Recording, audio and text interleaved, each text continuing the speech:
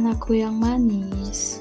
Hari ini kita melanjutkan kegiatan pembelajaran kita, yaitu tentang sistem pencernaan. Dengan capaian pembelajaran, peserta didik mampu menganalisis gangguan pada sistem pencernaan manusia, mengidentifikasi penyebabnya, gejala yang timbulkan, serta upaya pencegahan dan penanganannya. Lalu tujuan pembelajaran yaitu peserta didik dapat menganalisis kelainan atau gangguan sistem pencernaan makanan dan solusinya. Saat kurang enak badan, kita bisa kehilangan nafsu makan dan badan kita pun terasa semakin lemas. Badan yang lemas bahkan sakit merupakan salah satu indikasi terganggunya sistem organ dalam tubuh kita. Salah satunya sistem pencernaan. Nah, selain kurang nafsu makan tadi, kebiasaan-kebiasaan berikut juga bisa memicu terganggunya sistem pencernaan tubuh. Misalnya, kurang memakan makanan yang berserat, makan dengan posisi tidur, sering mengonsumsi makanan yang tidak sehat, malas berolahraga atau karena terganggunya fisiologi organ sistem pencernaan itu sendiri.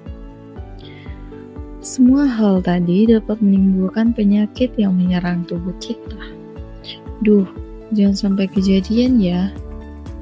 Nah, untuk menghindari terjadinya penyakit pada organ pencernaan kita, maka di video kali ini kita akan membahas penyebab, gejala, penanganan gangguan pada sistem pencernaan. Jadi, inilah bentuk-bentuk gangguan pencernaan dalam tubuh kita. Serostomia pada rongga mulut, parotitis pada kelenjar tiroid, gastritis dan ulkus di lambung, apendisitis diare dan konstipasi yang mengganggu usus besar, dan hemoroid di sekitar anus. Kita akan membahasnya satu persatu. Kita mulai dari serostomia. Serostomia merupakan penyakit kekeringan pada rongga mulut, khususnya di lidah dan bibir.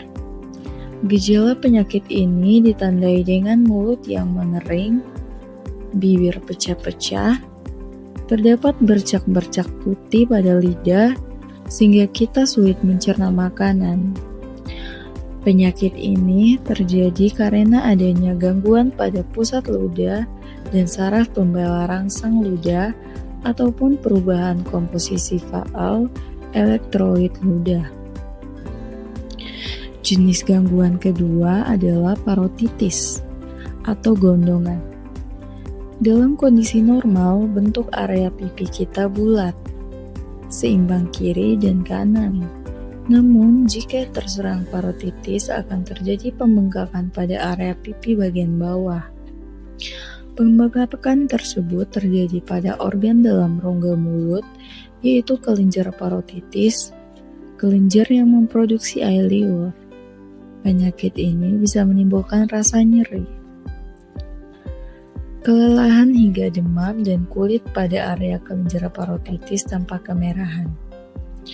Penyebab penyakit parotitis ini antara lain adanya infeksi bakteri, virus atau jamur pada kelenjar parotitis, atau adanya batu yang menghambat saluran air liur hingga berkembang menjadi parotitis. Selanjutnya, gastritis. Gastritis merupakan penyakit peradangan pada dinding atau lapisan mukosa lambung. Gejala yang sering muncul pada kasus akut adalah nyeri di ulu hati, mual muntah, tidak nafsu makan, kembung, penurunan berat badan, dan perih seperti terbakar pada perut bagian atas. Gastritis dapat terjadi karena adanya iritasi atau infeksi pada dinding lambung. Infeksi ini semakin parah jika pola makan kita tidak teratur dan terbiasa mengkonsumsi makanan yang tidak sehat. Gangguan berikutnya adalah ulkus atau tukak lambung. Ulkus merupakan penyakit gastritis yang semakin parah, sehingga menimbulkan luka pada dinding lambung. Gejala yang ditimbulkan hampir sama dengan gastritis, seperti merasakan nyeri di ulu hati, mual muntah, tidak nafsu makan, kembung, bahkan sering bersendawa dan sulit menarik nafas. Penyebab penyakit ini hampir sama dengan penyebab gastritis. Selain karena gastritis yang tidak segera diatasi, penyakit ini juga dipicu oleh infeksi bakteri Helicobacter pylori pada mukosa lambung sehingga mengganggu fungsinya sebagai pelindung organ lambung. Lalu gangguan kelima adalah apendisitis atau dikenal juga dengan usus buntu. Penyakit apendisitis adalah peradangan yang terjadi pada usus buntu atau appendix. Saat menderita apendis, penderita dapat merasa nyeri di perut kanan bagian bawah. Jika dibiarkan, infeksi dapat menjadi serius dan menyebabkan umbai cacing pecah, sehingga menimbulkan rasa yang nyeri yang hebat. Gejala lainnya adalah kehilangan nafsu makan, mual, kembung, demam hingga sulit buang gas. Penyakit apendisitis terjadi karena rongga umai cacing mengalami infeksi. Dalam kondisi ini, bakteri berkembang biak dengan cepat sehingga membuat umbai cacing meradang, membengkak hingga beranak. Selain itu, penyakit ini dapat terjadi karena adanya pertumbuhan parasit seperti cacing kremi yang menyumbat. Yang berikutnya adalah diare. Penyakit ini membuat penderita sering buang air besar yang encer, perut terasa mules, pusing, lemas, dan kulit terasa kering.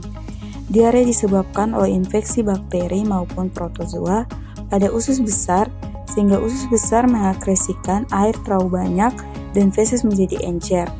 Penyebab lainnya bisa terjadi karena mengonsumsi makanan atau minuman yang terkontaminasi virus bakteri parasit diare dalam waktu lama.